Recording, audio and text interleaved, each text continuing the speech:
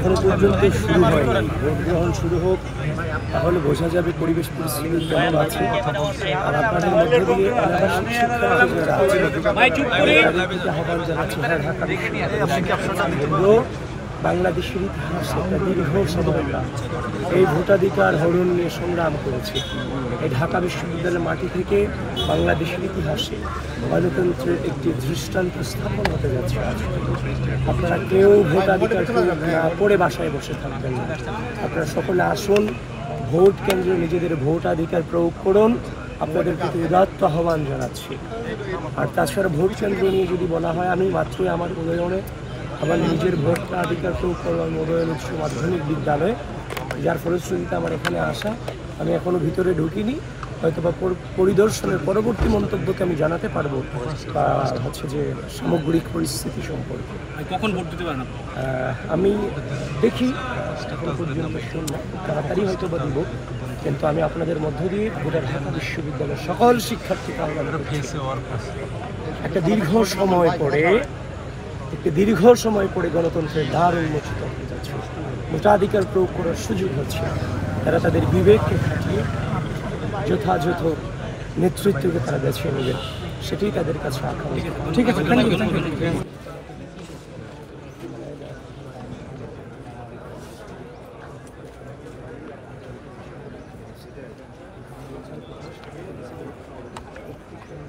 একজন সেটাই তো বললো। অনেক বেশি আচ্ছা, ঠিক আছে,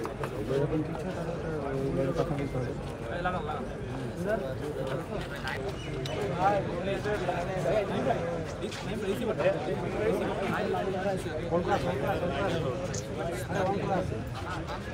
বাম দিকে চাইবে লাইনটা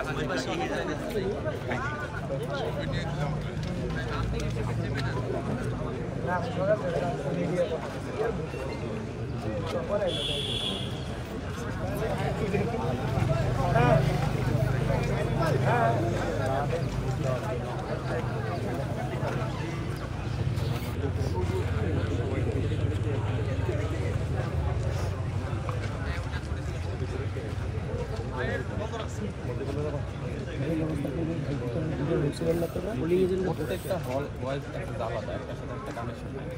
এখানে চারটা হল, প্রত্যেকটা প্যাসেজ আলাদা। সুদর্শন হল, তারপরে হচ্ছে মজিদ হল,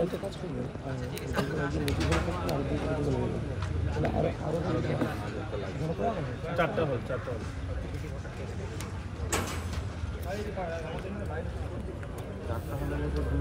আমি বলি মজিব হল, জিও হল, সুদর্শন হল,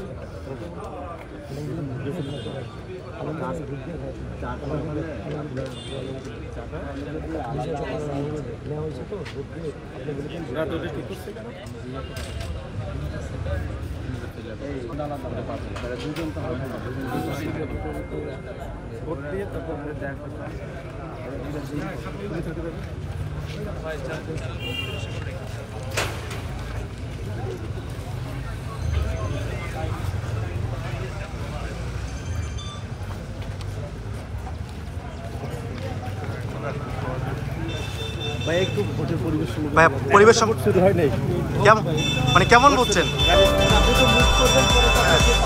কেমন বুঝছেন ভাই? একটু